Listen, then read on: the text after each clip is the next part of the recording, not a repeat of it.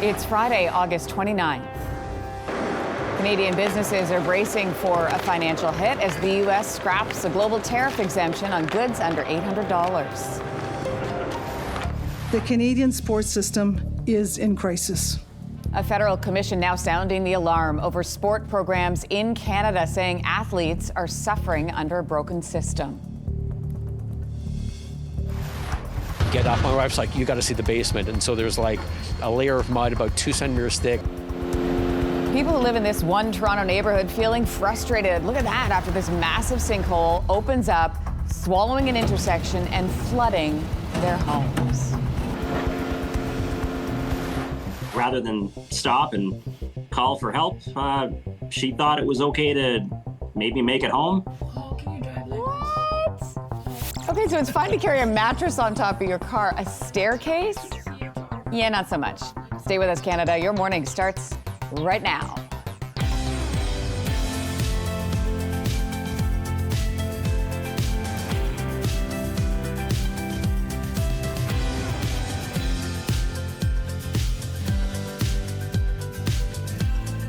Welcome to your morning, everybody. Anne-Marie is still away this week. It's Friday.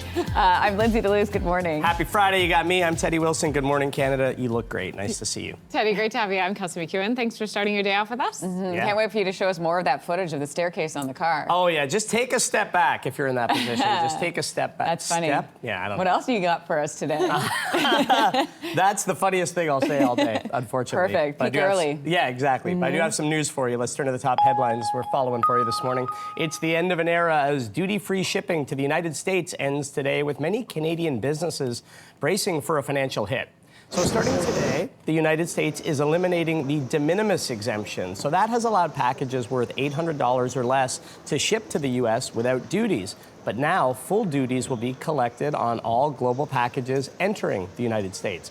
Experts say some Canadian businesses are likely to lose U.S. customers as the change will make products more expensive. Last year, almost 1.4 billion packages worth more than $64 billion entered America without being charged duties. An Ontario plant that bottles Crown Royal whiskey is set to close up shop, leaving an uncertain future for its workers. We need to maintain the jobs. Without the jobs, we become a bedroom community, and I, as mayor, do not want that. This is a major blow. So Crown Royal's parent company, Diageo, says the bottling plant in Amherstburg is slated to close in February. The company says the whiskey will continue to be mashed, distilled, and aged in Canada, but the move is part of an effort to shift some of its bottling volume closer to U.S. consumers. The plant is the largest employer in Amherstburg with 160 workers. The union representing those workers says it will not let the facility close without a fight. One of Canada's key economic indicators is pointing in the wrong direction.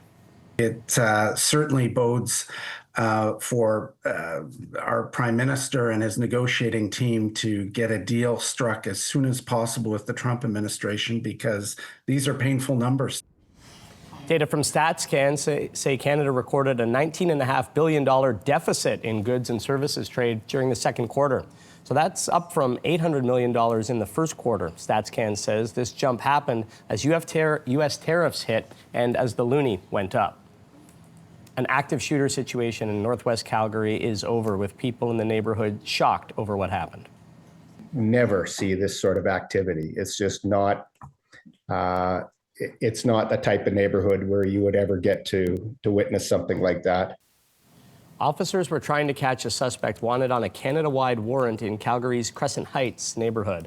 Police say the suspect fired shots into a home, then ran into another house a few doors down with a woman. The suspect also shot at police from inside the house. A shelter-in-place order was called as officers dealt with the situation. The woman eventually surrendered and the suspect was found dead inside the home. Thankfully, no one was hurt in the incident.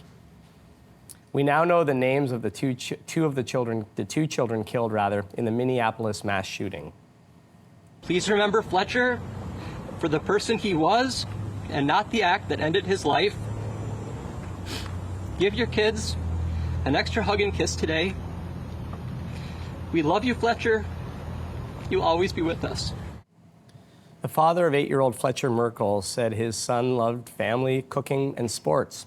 10-year-old Harper Moisky was described as bright, joyful, and deeply loved. The 2 children were killed and 18 others hurt when an attacker fired almost 120 shots through the windows of a church. Investigators say the attacker had no criminal record and no known mental health diagnoses. There was nothing preventing the shooter from legally buying the guns used in the attack. A federal commission has now released a scathing review about our country's sports system, calling it broken and in crisis. Physical punishment, sexual assault, training while injured, humiliation, intimidation, isolation tactics, failures to provide medical care, discrimination, and exploitation. The Future of Sport in Canada Commission found evidence of widespread abuse and mistreatment at all levels, from children to Olympians. The commission says victims and survivors are often lost in a web of various complaint mechanisms, leaving many feeling helpless and abandoned. It's making 71 recommendations, including the creation of a unified national safe sport tribunal, a new funding model based on compliance and background checks, and a nationwide public registry to flag wrongdoers. The final report will be presented to the federal government next spring. Well, in Toronto, there's anger and frustration over a sinkhole that swallowed up almost an entire intersection, something that residents say could have been prevented. Somebody called at 10 p.m. to report the problem, and it took until like around 4 a.m. to have the water shut off. That's a long time. I noticed when we were here for the Canada Day parade, the East York Canada Day parade on July 1st, there was leaking water. So when we saw the sinkhole this morning, it wasn't really much of a surprise. A city spokesperson said the street collapsed due to a water main break late Wednesday night.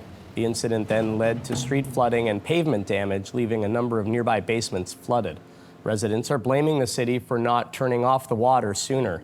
But the city says emergency crews initially responded to a smaller water main break, and when it became more severe throughout the night, crews shut off the water to prevent further damage. It says teams worked through the night to do repairs and support residents. The intersection is now expected to reopen on Monday. Well, you saw some of this footage off the top of the hour, but it begs the question, anybody missing a pair of stairs? How can you drive like this? How? This is not safe. What's the license plate? I meant a set of stairs. I don't think a pair of stairs is a thing. So this car with a set of stairs on top of the roof was spotted driving around Mississauga this week. Police looked into it and they found out the car had actually backed into a building. The stairs then broke off and became attached to the vehicle. Wowzers. And for some reason, the driver thought it might be fine to just keep going.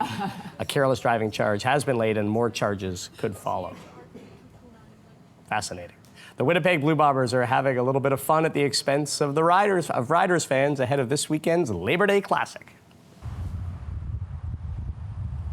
The Bombers have bought a handful of billboards in Regina where the game will be played this year. They say friends don't let friends wear green, alongside pictures of Bombers fans celebrating and green Riders fans who look a little stressed. It also says a public service message from the Winnipeg Blue Bombers. This year's Labor Day Classic will be played Sunday night, and you can watch it all on TSN.